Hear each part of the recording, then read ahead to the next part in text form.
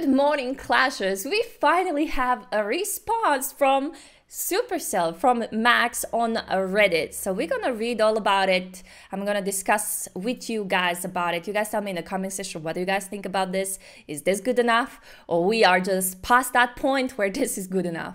So, the elite level vertical progression and the future of Clash Royale.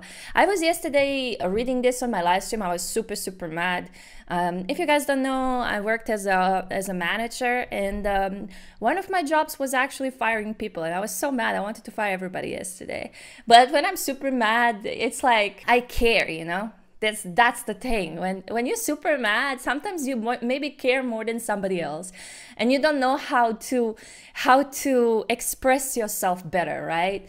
So yeah, elite level vertical progression and the future of Clash Royale is here. Let's see what they said. So the card evolution update is out, and the elite levels, they say.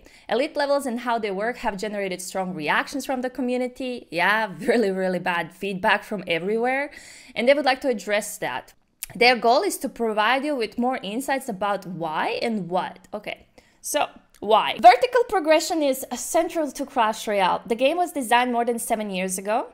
Okay, I actually played the game for almost 7 years now, which is crazy to think about it.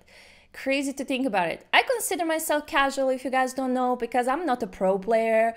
I'm your average Clash Royale player that plays from time to time now, and that's it. I don't even watch so much pro players anymore, CRL, championship. I'm not into that so much. Before I was spending money because I wanted to have some quick progression. Then I stopped doing that. So let's see what they say. I also have 4 accounts. So I tried all of that situations in Clash Royale. I tried how to be free to play. I tried how to be paid to win. Everything. So let's see. 7 years ago, around how players progression by upgrading cards and battling in the arena. Well, it might not be the case for everyone. This way of progression is the key goal for many players. I think they are wrong with that. I really think they are wrong with that. We can see a significant drop in activity from casual players once they have maxed their main deck, 8 cards. Okay, I see why would they do that. So casual player maxed one of his decks finally after 2, 3, 5 years of playing Clash Royale. And there is nothing new added to the game. There is no new cards, there is no new things, and he just quits because he's just bored of playing all the time one deck all the time. I mean, I've been there, done that. I was playing Hog Cycle on my free-to-play account. I know how this is.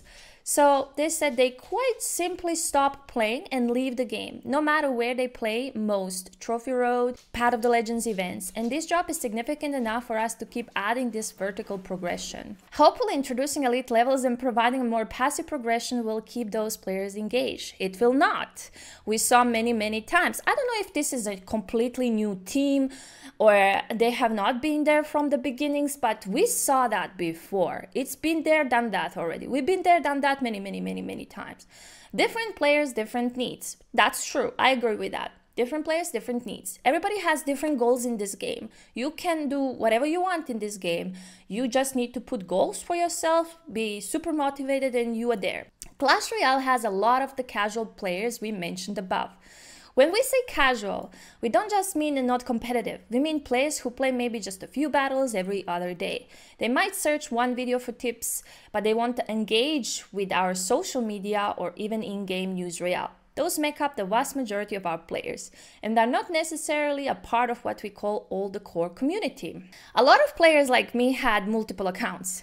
You guys also need to have that into consideration. How many of you guys in the comment section had more than 1 account? Personally, I had 4. I ditched 3 of my accounts because of the bad updates. I'm left with 1, and that 1 is on the edge of the cliff. These players are very important to us, just like all players. They are what makes it possible for the game to have the momentum that it does. The near instant matchmaking at most levels of most game modes, and they form a big part of what makes the game sustainable.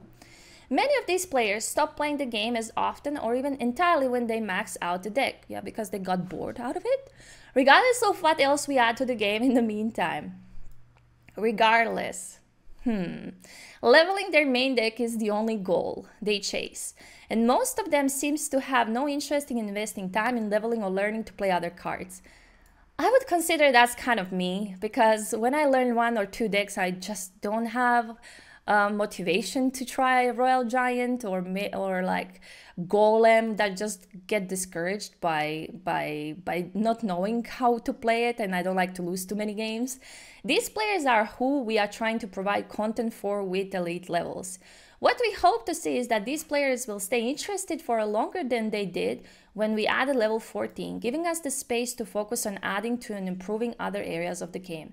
To quote one of our game designers, the quote is here: "For most of our active community members, Clash Royale only properly begins when their deck is maxed, and they don't have to worry about level differences getting in the way of balanced, skill-based gameplay. For our casual players, that's when the game ends." Like, I would like to ask this game designer, so where is the logic in all of that? That means that I like, as a person that didn't have maxed out deck, I like to be bullied in the game by other levels, like lower levels. I mean, if I'm a lower level, I like to play against higher levels. Like, makes no sense. I don't know. Like, below is a graph of our daily active users, players who connect the game daily. The green line is the champion update, and the red line is where some players started leaving the game. So we can see the champion graph, right? Champions came, a lot of old players came back to the game. They saw it, okay, they liked it, they didn't, and then back to the normal because they didn't add anything new again. That's the reason you need to constantly add new cards, constantly do new stuff, not just keep it quiet for a month or two. That's not gonna work with a game that's 7 years old. The big jump in November 2021 was mostly re-engaged users. Most of those players left over the following 5 to 8 months. The only meaningful behavioral correlation of those players that left is that their decks were maxed. Like, if you just read your data about this, you will always go into the wrong path, because not everything in life is statistics or data. Not everything in the games is just data and statistics. If you are stuck constantly reading your data, you're gonna be stuck there forever, man, and you will not understand the meaning of the game, the core of the game. Add new cards every month, add anything. Yes, people are gonna complain that the cards are a little bit overpowered. You can always nerf them. And for the money, you don't need to add level 15. You can literally, if you need money as a business, I understand that you need money. As a company, you can add skins. Like, just imagine the new Valk skin, which she has different dress or different hairstyle, and she's costing in the shop $5 or $10. And maybe once in a full moon, once in a month, you gave one skin for free for other players, but others would need to pay. You didn't need to add level 15 for others to be complained about, and for the pay-to-win players and everybody else, you can add cosmetics. Cosmetics in the other games exists. It's bringing a ton of money if you know how to use it. I'm just impressed how they just kept the golden levels of the cards, left all of them on the golden level, and call it a day. With cosmetics, you can earn a ton of money, honestly. 50,000 is a lot of elite wildcards. Yes, it is. It's by the design, they said. Elite levels are not something we expect everybody to unlock immediately. So here's the thing. Clash Royale was in this slow progression 3-4 years ago. We saw this. We've been there, done that. We saw this already before. If you are an old player, you saw how slow progression it is. I remember when I needed like 3 or maybe I needed 2-3 years to have one deck maxed out. It's slower, but it's not longer require getting lucky with card progression or saving up waste amounts of gold. You will get there just by playing. The gold economy boost in chess will greatly help. Yes, they said that they are adding now, which is good, 3 times more gold. So they want that everybody is on level 14. Which is gonna be good, but is it gonna be enough? I don't think so. If you're an active skill player, you should be able to have at least 8 cards at elite level in 6 months. That's true. By all of the calculations, you will have one deck maxed in 6 months. My problem is, I'm gonna be bored playing all the time my graveyard deck, all the time the same. After 6 months, you know, maybe I'm gonna quit. You will never know. I mean, you would know, I would make a video about it. which is when they will be added to the Path of the Legends. So Path of the Legends in 6 months is going to be with level 15. Currently it's not. It's capped on level 14, which is good. To give a visual representation of what we want to achieve, here's a rough representation. So basically they want everybody to be on level 14 with all of these cards that they are, gold that they are giving to the players. So if you're playing the game daily, I would say you're gonna be very quickly to level 14, but the progression for 14 to 15 is insane. What we want every player to look like, it's something like this. So you can see the card levels and number of the cards. The good thing about using elite wildcards as the only currency needed to max your cards is that we, the game team, have more control over it. Modifying the numbers is less risky for the game's overall economy than touching gold and cards, which affects all players. It will take years to have my entire collection elite level. My problem is that the game is 7 years on the market, and the question what I'm asking myself, and there is so many players that I know that they're asking the same question, is like, if you play the game for 7 years and you are back to this again grinding, do you want to grind again or you want to quit? Like, do you want to grind? Do you want to do it again or you want to change something? I see so many people now adjusting to this and trying to change the way they are thinking to play the game. So from what I'm seeing right now is some players told me, I'm not going to play Trophy Road. I'm going to go just Path of the Legends until then. I'm going to just play 2v2 and call it a day. Should we expect more levels after this? This update and how we implemented elite level will obviously be a big learning for us. Like, I have a feeling they're learning nothing from each update they do. Whichever direction we go in will be heavily informed by both data and community feedback. They are not appreciating community feedbacks. We saw that so many times. I'm sorry to be a little bit harsher, but I think it's time to be a little bit more critical. Everybody is like trying to not be on their toes. I see that everybody is super careful when they are saying things regarding the dev team, but I think we just passed that point because they're constantly bringing us bad updates. If we see that our assumptions are correct and that adding more vertical progression brings players back and keeps them engaged, then yes, they will add new levels. I mean, this sentence is so bad in so many levels. People are just demotivating by listening to this. Add more levels. So how many levels you want? How much you want to go with us like this? We've been there, done that. Like, this is something we saw. I assume this is some new team members there. They didn't started this game from the start, but we saw all of you dev teams. Like, when you changed, the game changed. Like, it's like we are there to stay, and some of you guys are leaving and going, right? It doesn't mean we will always add them the same way, but we will see the addition as well for the game. More levels will follow. On the flip side, if our casual players just aren't interested in an elite level, it's gonna be too late. We will change it or try a new approach. That's my biggest worry. Is this already too late when you do that?